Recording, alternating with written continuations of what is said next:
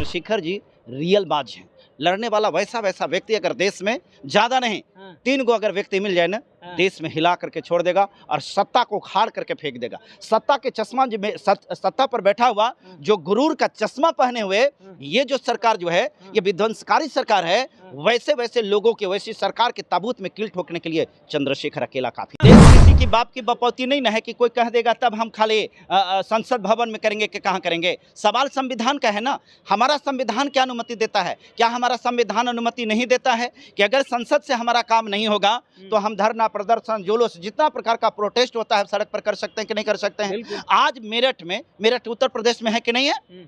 तो क्या वो प्रदेश से बाहर हो गया है? नहीं। हम अगर बिहार में हैं और हमारे लोगों के साथ में अगर उत्तर प्रदेश में किसी प्रकार का शोषण होगा, जुल्म होगा, तो क्या हम आवाज उत्तर प्रदेश में नहीं उठाएंगे? ये हमारा अधिकार है, ये हमारा फंडामेंटल राइट भी है, कॉन्स्टिट्यूशनल राइट्स भी है, इसलिए आवाज को उठाना हमारा कर्तव्य है। करते हैं। चंद्रशेखर आजाद को हम देश का भविष्य देख रहे हैं। चंद्रशेखर आजाद को देश के प्रधानमंत्री के रूप में देख रहे हैं। क्या बात कर रहे हैं? जो बात कर रहे हैं बिल्कुल सत्य कह रहे हैं, इसमें कहीं से दो राय नहीं है। और डंका के चोट पर कह रहे हैं कि 2029 में जो होगा ना, 2029 में पार्लियामेंट में अगर किसी की आवाज गूंजेगी तो चंद्रशेखर। उत्तर प्रदेश में 2027 में बहुत कुछ बदल जाएगा, बदलेगा, बहुत बदल जाएगा। और डंके की चोट पर एक बात को बता रहे हैं, चंद्रशेखर के बिना कोई सरकार नहीं बनेगी उत्तर प्रदेश में। बिल्कुल विश्वास है आपकी? 100%, 110% इस बात को। चंद्रशेखर का आप समर्थक हैं? देखिए समर्थन हम समर्थक हैं, सुनिए ना, हम चंद्रशेखर जी के समर्थन नहीं कर रहे हैं। हम उनके आइडियोलॉजी, उनकी लड़ाई को, उनका जो संग्राम है, उनकी जो लड़ाई, हम उसको सैल्यूट कर रहे हैं। इस वक्त मेरे साथ चितरंजन जी हैं जो सोशल एक्टिविस्ट हैं और इनकी नज़र बहुत ही समाज पर, जो दलित समाज है उन पर तगड़ा रहता है। हाल ही में आप देखे होंगे कि चंद्रशेखर आजाद तकरीबन 1 सप्ताह से सोशल मीडिया पर वही ट्रेंड कर रहे हैं, चाहे यूट्यूब हो, फेसबुक हो, इंस्टाग्राम हो, हर जगह वही मौजूद रह रहे हैं। लेकिन सवाल ये है कि कुछ लोग चंद्रशेखर आजाद को रीलबाज कह रहे हैं, नौटंकीबाज कह रहे हैं और उसके अलावा कबूतरबाज भी कह रहे हैं। चितरंजन सर से हम जानने की कोशिश करते हैं कि क्या ये बात और ये टर्मिनोलॉजी जो है वो सच है कि नहीं। सबसे पहले तो सर आपका स्वागत है। बहुत बहुत धन्यवाद। आपके चैनल के माध्यम से जितने भी लोग दे रहे हैं सबको नववर्ष की शुक्रिया, शुभकामना और बहुत बहुत धन्यवाद। चंद्रशेखर आजाद को आप पहले कैसे देख रहे हैं? बढ़िया नेता हैं? चंद्रशेखर आजाद को हम देश का भविष्य देख रहे हैं। चंद्रशेखर आजाद को देश के प्रधानमंत्री के रूप में देख रहे हैं। क्या बात कर रहे हैं? जो बात कर रहे हैं बिल्कुल सत्य कह रहे हैं, इसमें कहीं से दो राय नहीं है। और डंका के चोट पर कह रहे हैं कि 2029 में जो होगा ना, 2029 में पार्लियामेंट में अगर किसी की आवाज गूंजेगी तो चंद्रशेखर की। अभी भी तो गूंज रही है ना। देखिए एक बात बता देते हैं, हम समता मूलक संग्राम दल के राष्ट्रीय प्रवक्ता हैं, लेकिन सवाल इस बात है कि देखिए एक व्यक्ति का वैचारिक सहमति होती है, ठीक है। हम बिहार में पूरी कुव्वत के साथ लड़ रहे हैं, हमारी पार्टी पूरी कुव्वत के साथ लड़ रही है। बिहार को हम बदलने जा रहे हैं, लेकिन जो व्यक्ति उत्तर प्रदेश को बदल रहा है, जो व्यक्ति देश को बदल रहा है, उस व्यक्ति को रीलबाज कहने वाला व्यक्ति वो अपने गिरेबान में झांक करके देखे, अरे चंद्रशेखर रीलबाज नहीं रियलबाज है। क्या कह रहे हैं लोग? रीलबाज कह रहे हैं उनको? कहने वाले को कहने दीजिए, लेकिन वास्तविकता है कि वो चंद्रशेखर जी रियलबाज हैं। लड़ने वाला वैसा व्यक्ति अगर देश में ज्यादा नहीं 3 गो अगर व्यक्ति मिल जाए ना, देश में हिला करके छोड़ देगा और सत्ता को उखाड़ करके फेंक देगा। सत्ता के चश्मा सत्ता पर बैठा हुआ जो गुरूर का चश्मा पहने हुए ये जो सरकार जो है ये विध्वंसकारी सरकार है। वैसे लोगों के वैसी सरकार के ताबूत में कील ठोकने के लिए चंद्रशेखर अकेला काफी है। क्या कह रहे हैं आप? बिल्कुल जो बता रहे हैं आप देखते जाइए। अभी आपने देखा होगा, ये पहले बताइए, 6 राज्य की पुलिस जो थी, 6 जिले की पुलिस जो थी मेरठ में चंद्रशेखर को रोक नहीं पाई। चंद्रशेखर को रोक पाना कोई चंद्रशेखर हवा नहीं है, वो तूफान है। वो तूफान है और वो आंधी है, उड़िया जाएंगे, ठीक है। अच्छा सर, आप कह रहे हैं कि वो रीलबाज हैं, रीलबाज नहीं है, ये सब बात तो ठीक है। चंद्रशेखर आजाद संसद में है। हाँ बिल्कुल। संसद किस लिए बनाया गया है? आवाज को उठाने के लिए। देश के सबसे बड़ा मुखिया पंचायत है वो, वहाँ से आप आवाज न उठा करके सड़क पर दौड़ रहे हैं, ये क्या है? हाँ, जब संसद में हमारी आवाज को दबा दी जाती है तो हमारी संग्राम सड़क पर भी होती है। हम संसद तक ही सीमित नहीं है।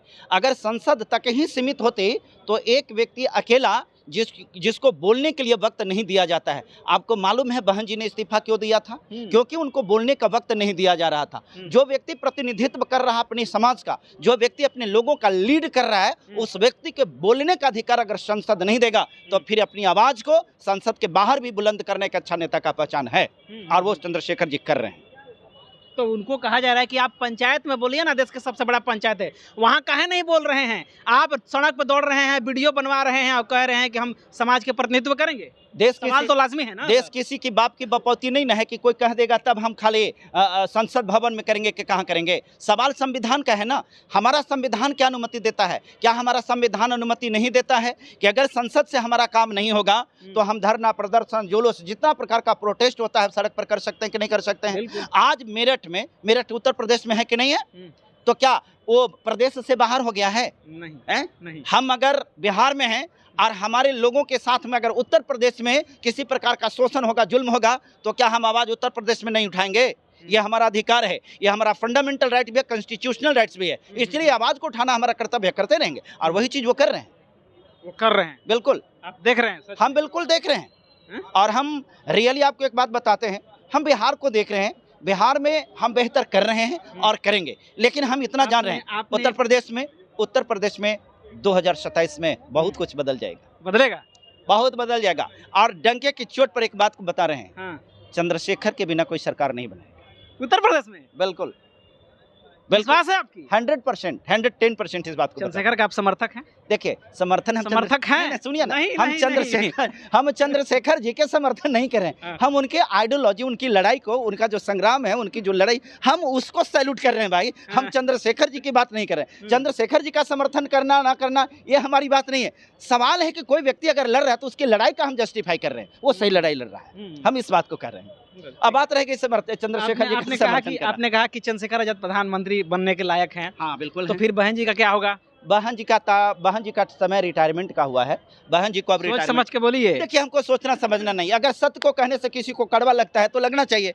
आपको अगर तकलीफ होती है तो इसका मतलब होता है कि आपके हार्ट में प्रॉब्लम है, आपका हार्ट जो है ना बहुत ज़्यादा सेंसेशन हो गया है, बहुत ज़्यादा सेंसिटिव हो गया है। एक में गलती क्या है? बहन जी को मालूम है? अरे कितना दिन पहले बहन जी के 72वां मनाया गया ना जी, जन्मदिन, 72वां मनाया गया। तब बताइए तो 80 साल तक आप ही देश के प्रधानमंत्री और मुख्यमंत्री बनिएगा। हर चीज़ का एक उम्र होता है। बहन जी हमारे आदरणीय हैं, माननीय हैं, हम उनको सम्मान करते हैं, रिस्पेक्ट करते हैं। नहीं लगता है सर कि एक बार मौका देना चाहिए? क्या चीज़ का? प्रधानमंत्री का मौका देना चाहिए। तो हम लोग तो ताक रहे हैं, हमको तो अगर जरूरत पड़ेगा ना बहन जी को प्रधानमंत्री बनाने के लिए, 100 को वोट देने के लिए, तो हम तो 100 को आदमी से जाकर रिक्वेस्ट करेंगे कि भैया बहन जी को आप वोट कर दो, हम 100 को वोट दिलवा देंगे। फिर रिटायरमेंट का क्या करें? तो रिटायरमेंट के लिए इससे करके उम्र हो गया, हम क्या कहें भाई? बहन जी का उम्र प्रधानमंत्री बनने के लिए है, बोलिए। कोई लिमिटेड थोड़े है उम्र? नहीं, सब चीज देखिए, प्रधानमंत्री बनने के लिए सब चीज का एक उम्र होता है, हर चीज का उम्र होता है। आप एक बात बताइए, 80 वर्ष में आप पत्रकारिता करिएगा? नहीं कर पाइएगा जी। कर रहे हैं ना सर। अरे कर रहे हैं। नहीं, ऐसा नहीं है सर। देखिए, बात है क्या ना कि काम करने के लायक कुव्वत भी तो होनी चाहिए ना। अब आप देखिए, नीतीश जी का उम्र कितना हो गया है? नीतीश जी सठिया गए कि नहीं सठिया गए? नीतीश जी सही निर्णय ले पा रहे हैं? नहीं ले रहे। एक मतलब हुआ कि उनको रिटायरमेंट का टाइम हो गया, ये तो जबरदस्ती बेचारे बन गए। अब दूसरी बात, बिहार के मुख्यमंत्री नीतीश जी हैं, आपको लगता है? नीतीश जी बिहार के मुख्यमंत्री नहीं है, जो जैसा करता है वैसा पाता है। नीतीश जी बनाए थे जीतन राम मांझी को रबर स्टंप, आज भाजपा उनको भी रबर स्टंप बना दिया, कहा कि बैठिए ऐसे ही, जैसी करनी वैसी भरनी। इसलिए ऐसा नहीं है, बहन जी हमारे रेस्पेक्टेड हैं, हम उनको रिस्पेक्ट करते हैं। लेकिन सवाल अगर फैक्ट की बात करें तो फैक्ट यही है कि बहन जी प्रधानमंत्री कैसे बन जाएंगे महाराज?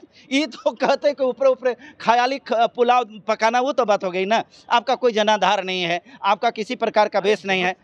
नहीं, मैंने बड़का को मीटिंग कर लिया तो मतलब जनाधार हो गया? जनाधार का मतलब, मेरा मतलब हुआ सर कि जनाधार के मतलब उसको वोट में कन्वर्ट करते हुए सीट निकालना, ये ना जनाधार हुआ। हम इसकी बात कर रहे हैं ना।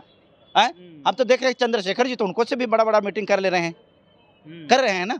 आज भी अगर यूपी में अगर बात करिए कि ज्यादा कुव्वत में कौन है, बीएसपी या चंद्रशेखर जी की पार्टी, किसको कहिएगा आप बताइए तो? किसको कहिएगा?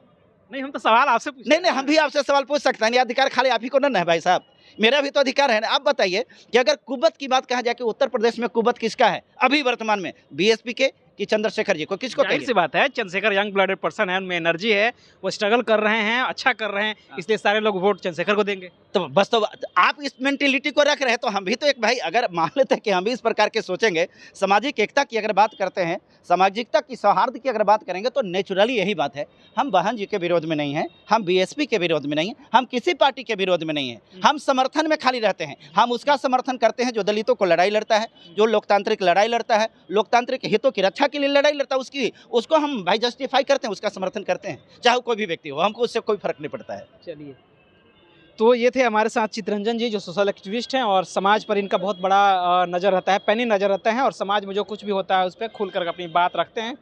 चंद्रशेखर आज़ाद को जैसा कि लोग, बहुत सारे लोग कह रहे हैं कि रीलबाज है, लेकिन इस रीलबाज कहने पर जो है आप सुने कि किस प्रकार से कह रहे हैं कि चंद्रशेखर आज़ाद रीलबाज नहीं बल्कि रियल बाज हैं। इस विषय को लेकर के आप क्या सोच रहे हैं, प्रतिक्रिया जरूर दीजिए। मिलते हैं अगले खबरों के साथ, तब तक बहुत बहुत धन्यवाद, थैंक यू।